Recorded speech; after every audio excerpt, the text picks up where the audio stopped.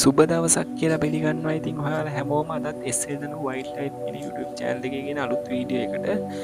ඉතින් යාළුවනේ අද මම ගෙනල්ලා තියෙන වීඩියෝ එකේ ඉන්න කුරුල්ලා ගැන අපි කතා කරනවා. මේ කුරුල්ලා ගොඩක් දෙනෙක් දැකලා නැතුව ඇති.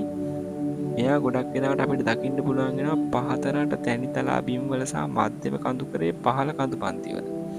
ඉතින් මෙයාලගේ හැසිරීම තියෙන්නේ ගොඩක් වෙලාවට ලඳු කැලෑ කුඹුරු සහ වගුරු බිම් ආශ්‍රිත තමයි. ඉතින් මෙයා ගොඩක් අපට ඒ කඳු පන්තිවල දකින්න පුළන් වගේම වියලි කලාපෙත් කලාතුරකින් දැක්කන්න පුළුවන්ගෙනවා. ඉතින් මේ පක්ෂය දේශීය පක්ෂයෙක්. මෙයාල ගොඩක් වෙලාවට ජෝඩු වසයෙන් හෝ තනිව දවසේ වැඩි කාලයක් තනකොළ පඳුරු අතර තම කාලය ගත කරන්නේ. ඉතින් මෙයා ආහාරයට ගන්නෙ කෘමි සතුන්.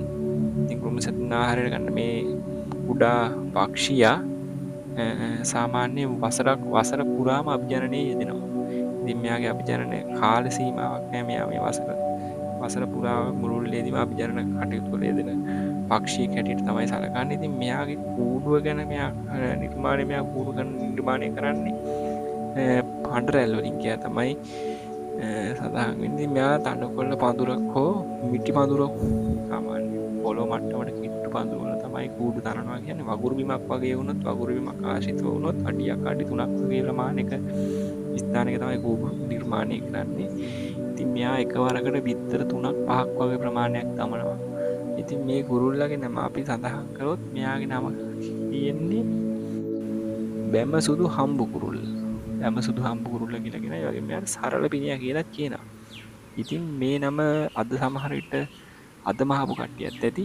මීට කලින් මේ නම අහලා තියෙනවා නම් ඊයුවේ කොහෙන්ද කියලා.